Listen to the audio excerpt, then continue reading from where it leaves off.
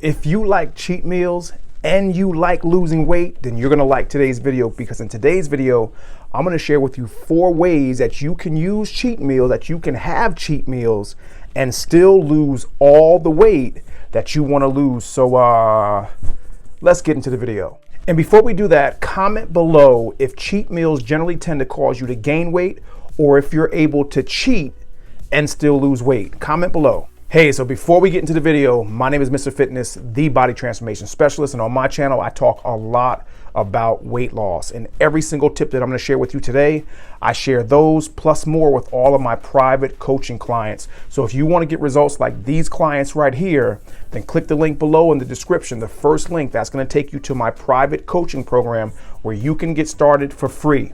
My private coaching program is workouts, it's diet, it's coaching, it's motivation, and most importantly, it's results. So go down below in the description after this video, click that link, and let's get you started.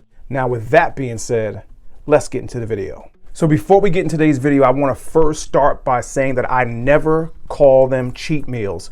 I'm only calling it that right now because that's what most people know them as, cheat meals. Some people even call them cheat days. But what I did years ago is I started changing the connotation in the meaning of the word from cheat meal, and I replaced it with treat meal. And the reason why I did that is because most people, when you hear cheat, what you think of is you're doing something that you should not be doing. So what I wanted to do is put a positive spin on it, and it's going to, this is going to go perfectly into the first tip.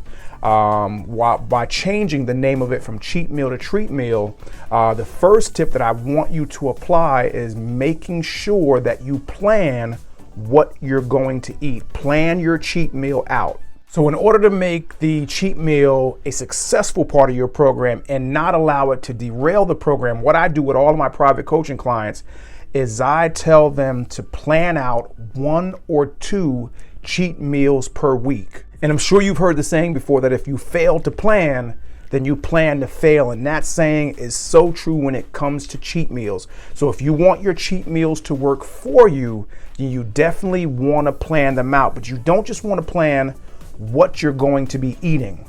You also want to plan how much of it you're going to be eating, and you want to plan when you're going to be eating it. And this tip flows perfectly into the second tip, which is cut a few extra calories from your meal prior to your cheat meal. So at the end of the day, one of the most important things you can do to lose weight is not go over your daily calories, whether you're adding in cheat meals or not. Staying below your daily required calories is important. So let's use the example of your cheat meal being an 800 calorie fast food meal.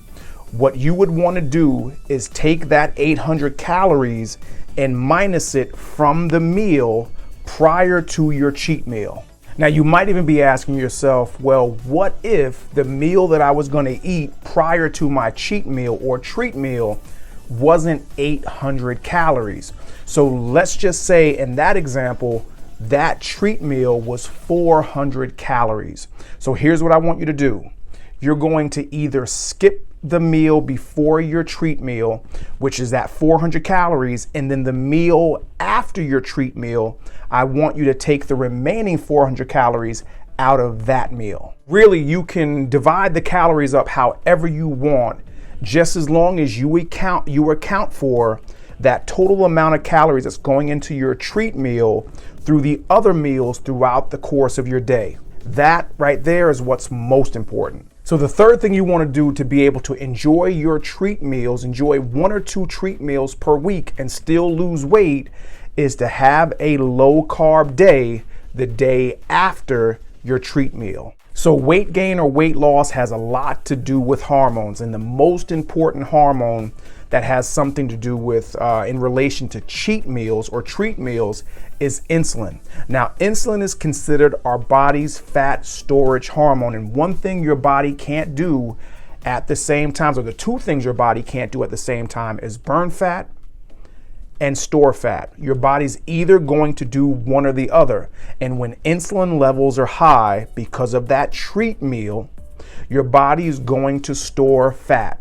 Now, what we want to do through having a low carb day the next day is we want to balance out those insulin levels, because your insulin levels are going to go high on the day that you have that high calorie, high carb treat meal. And I'm just assuming that it's going to be a high carb cheat meal, because most people, when they cheat with sweets or they cheat with some form of carbs. So that's why it's important to have that low carb day the day after your treat meal, so that we can balance out your insulin levels and get you back on the path to burning fat and losing weight immediately. And the fourth thing I want you to do to be able to enjoy your cheat meals and still be able to lose weight is work out pre-cheat meal. So now you've probably heard the saying before that you can't out-train a bad diet.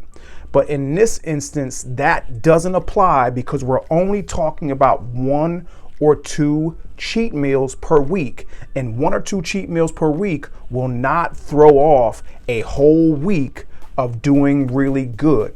But what we want to try to do, same as the last tip of having that low carb day the day after, we want to try to balance everything out.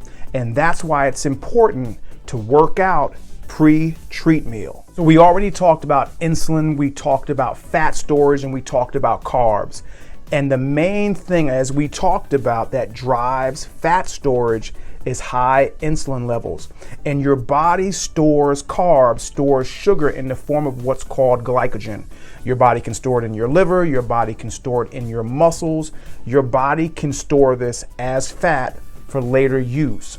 But what happens is, once you deplete your carbs or your stored glycogen, which again is the stored form of sugar, once you deplete that by exercising pre-meal, your body is going to replenish those stored, what you just burned off. So instead of your body storing it as fat, storing those treat meal calories as fat, your body's going to take those calories and replenish what you burned off.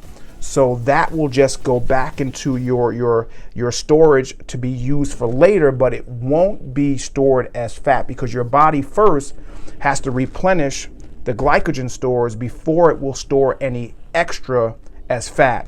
That's why it's important for you to work out pre-treat meal. Comment below if that last tip made 0 sense, and I'll go ahead and message you back and I'll explain it in more detail. So question: which of these tips is going to be the first that you will apply during your cheat meals to help you continue to lose weight? Comment below and let me know. And remember, just like anything, the more of these tips you apply, the better results you're going to get. And if you made it to this point in the video, then that shows me that you're serious about losing weight. So go ahead below in the description, click the link where you can get started. You and I can get started for free, working on helping you get results like these people that you see right here. Go ahead and click the link and let's get started.